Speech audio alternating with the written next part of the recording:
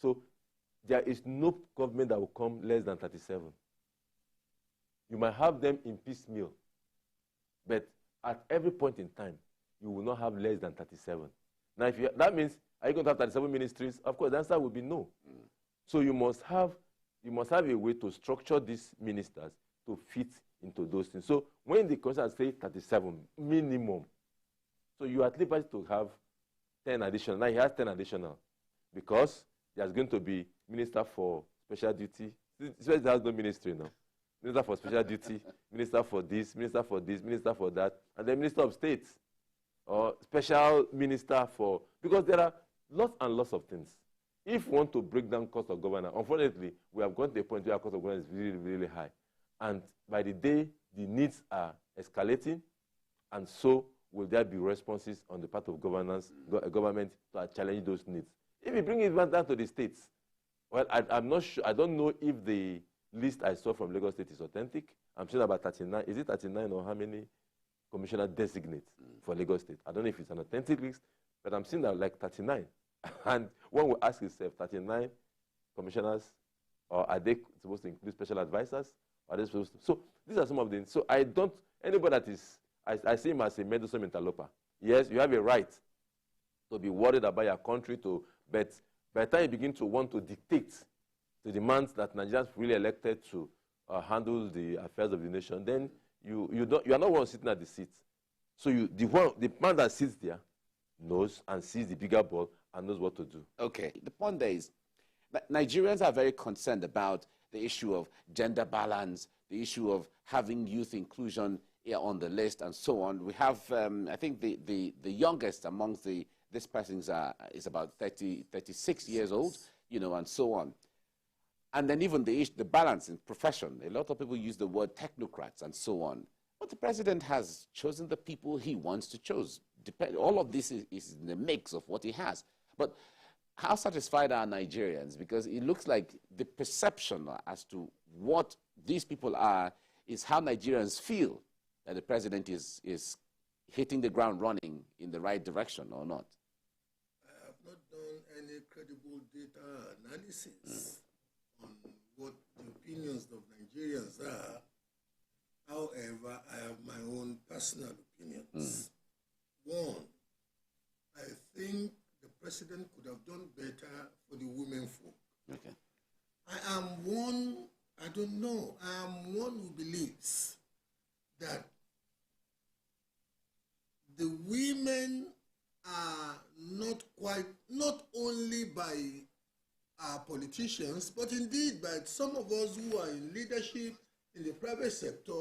I'm one who believes that we are not quite leveraging the inherent powers of our women folk to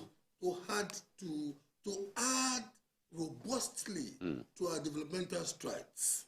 Look, and I tell people, I find joy in telling people that this person that people are watching was raised by a single parent. We will go to the market early together on holidays. When I leave school, I go to her, and I could see, and still remembering now, I could see the industry that our women folk put to anything they do. So having said that, you know, beyond Beijing, the Beijing, listen, I am one who believes that, look, let's even try to cut the 35%, but this can't be even up to 35% now because the new list of ministers, given the fact that it was only 25% when the first batch was released, inevitably now it's going to come down to as low as 18 or 19%. So I'm not particularly too... Look, some people, some of my friends would say, Bola, you know, cynically say, Bola, but you have Desiani now.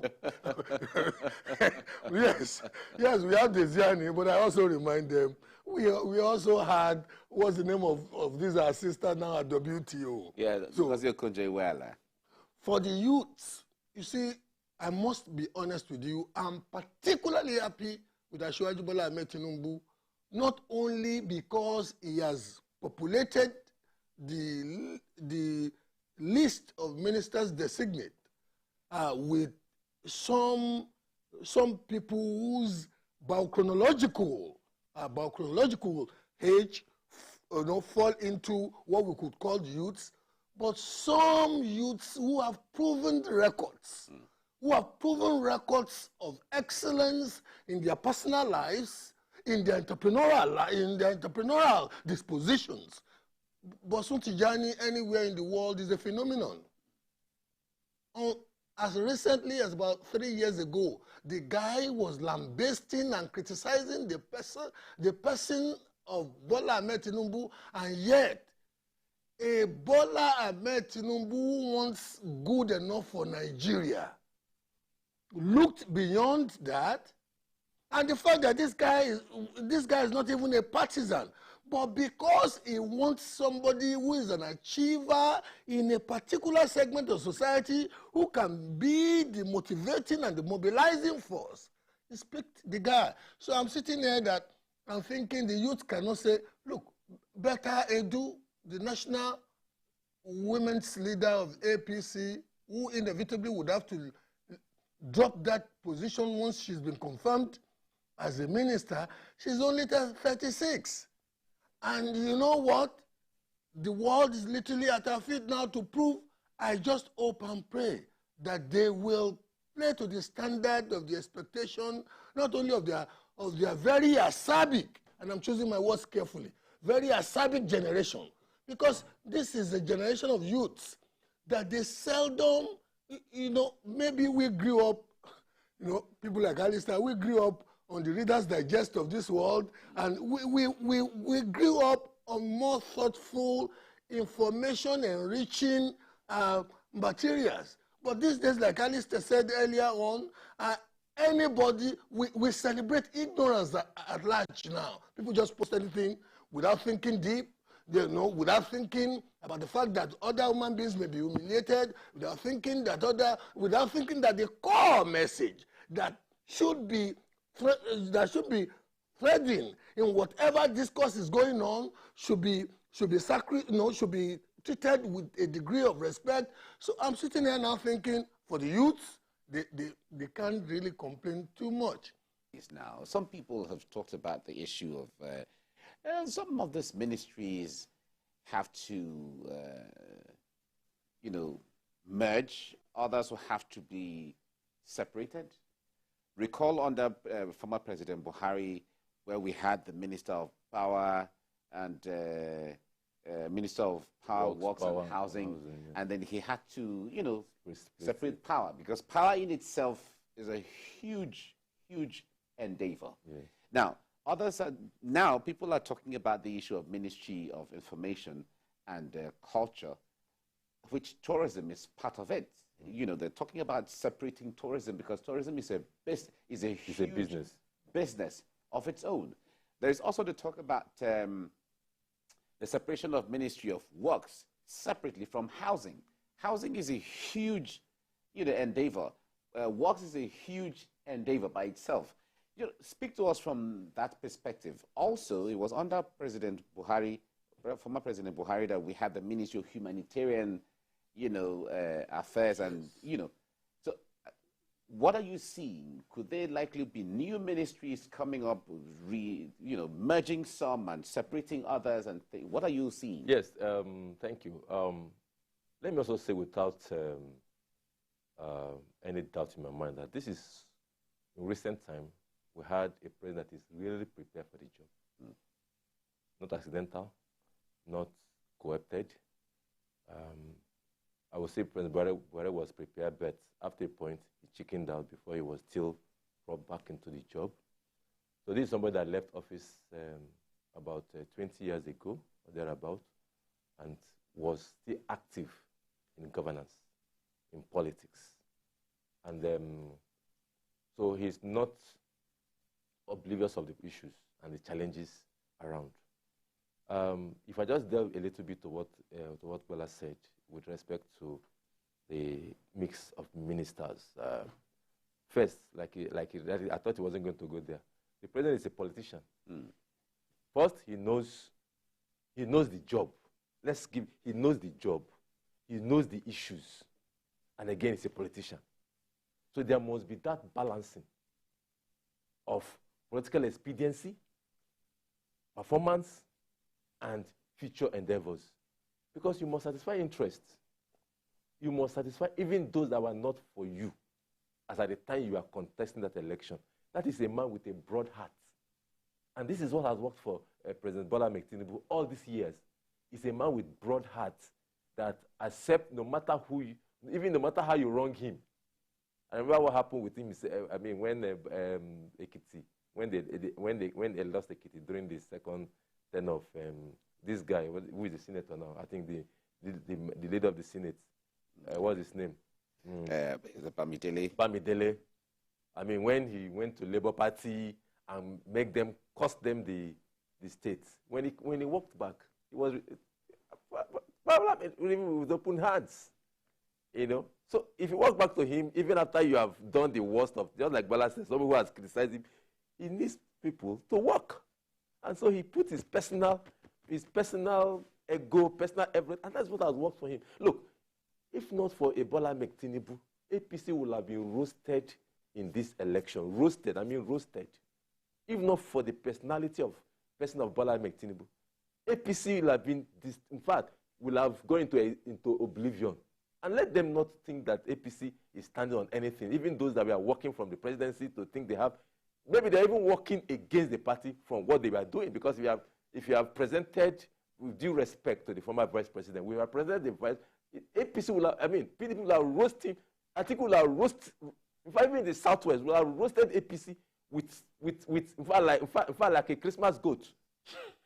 So we must understand the personality and the political sagacity and the intellectual capacity of the president we have today in Nigeria. It is a man that knows it.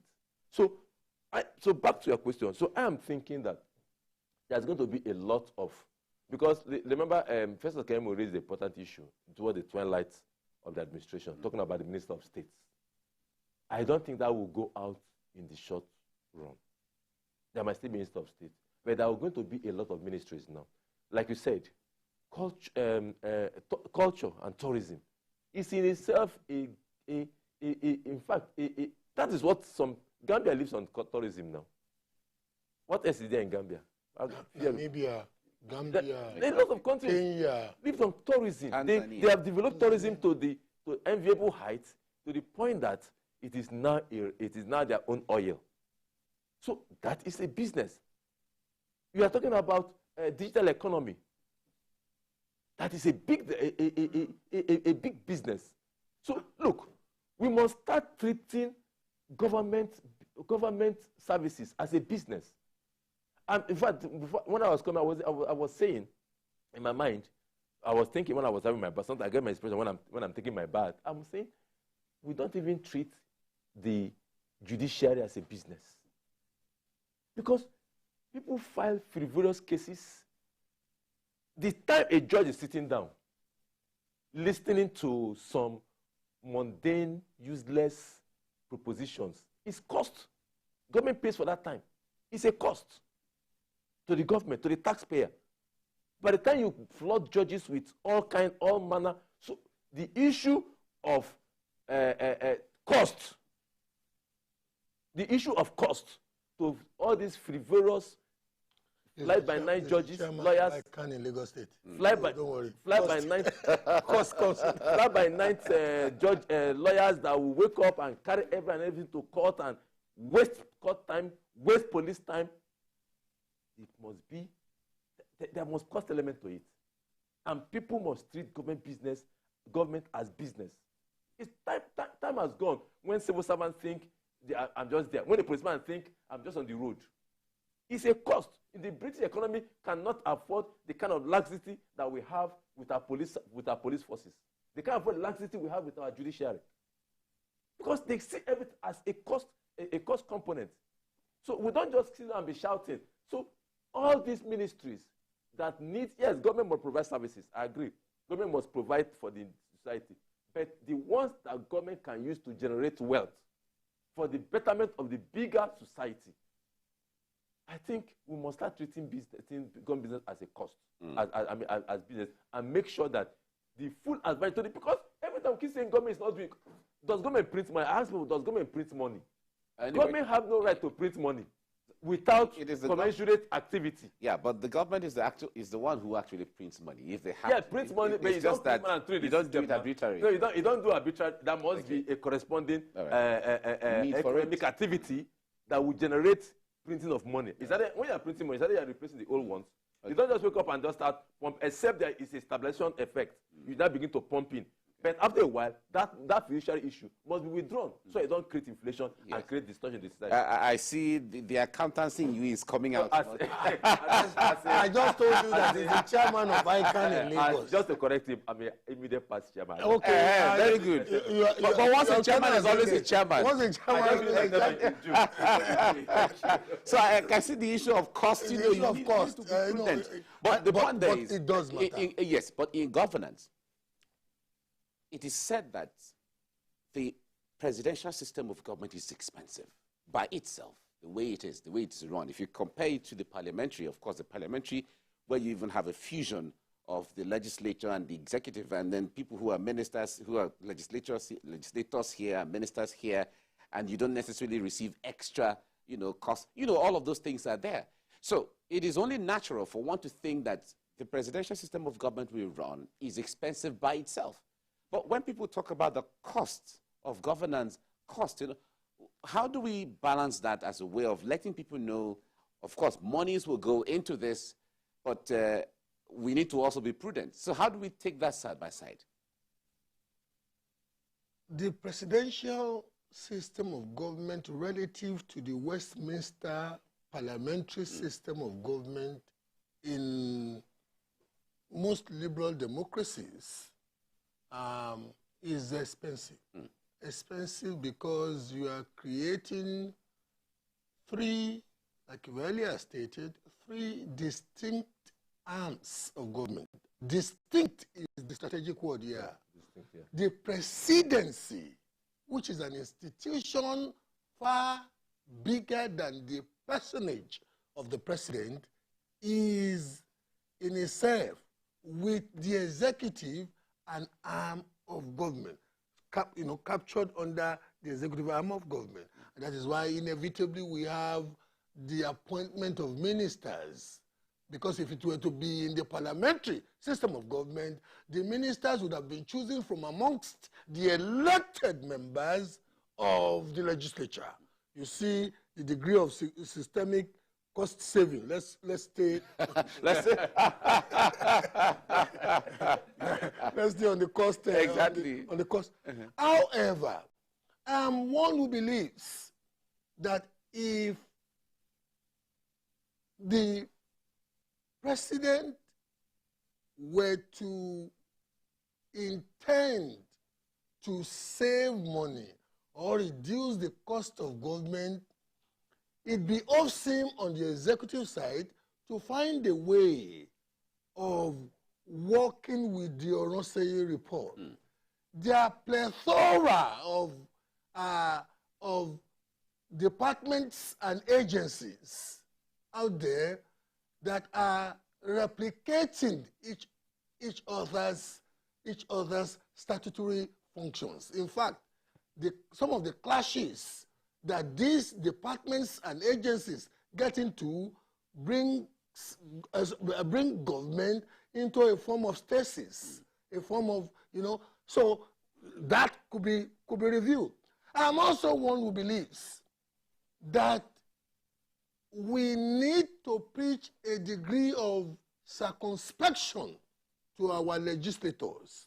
I am not one who goes about believing that because you have been elected, they should not buy you vehicles, they should not buy you. Look, I'm a director on a number of these things. There are some entitlements. When you get there, I don't pretend to be saint.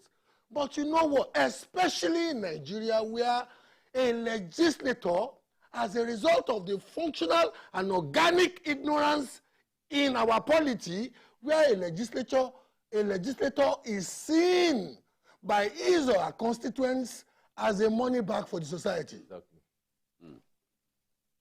I didn't know when you impregnated your wife 9 months, you had 9 months to plan for the pregnancy. Your wife just gave birth and you came to my door. My wife is a politician, so I get to some preposterous things. They will knock on your door and say, your wife in Yoruba, the person has no working knowledge of any wife he or she has anywhere. In fact, in the case of somebody like my wife, she is a woman, so as a woman now given, and they expect so what does that mean? They expect you to bring out, dole out the money for the naming ceremony of the child that they give birth to. That they gave birth to without your knowledge. You don't have any idea. Without You're just hearing knowledge. it. Just for look, we have to be a bit sympathetic to some of these characters in public life. Exactly. The degree of assault, mental, emotional assault that they get from many of their constituents because of the institutionalization of poverty mentally in our society. Mentally. Because this is a land of golden opportunity. Exactly. We have to leave a lot of things. We have to leave it here, gentlemen. Alistair Wilcox, thank you so much for coming on the program. It's always my pleasure. Thank you so much for coming. Husband of 20 wives. Oh, sorry. That was supposed to be. You see, he has given me a nickname.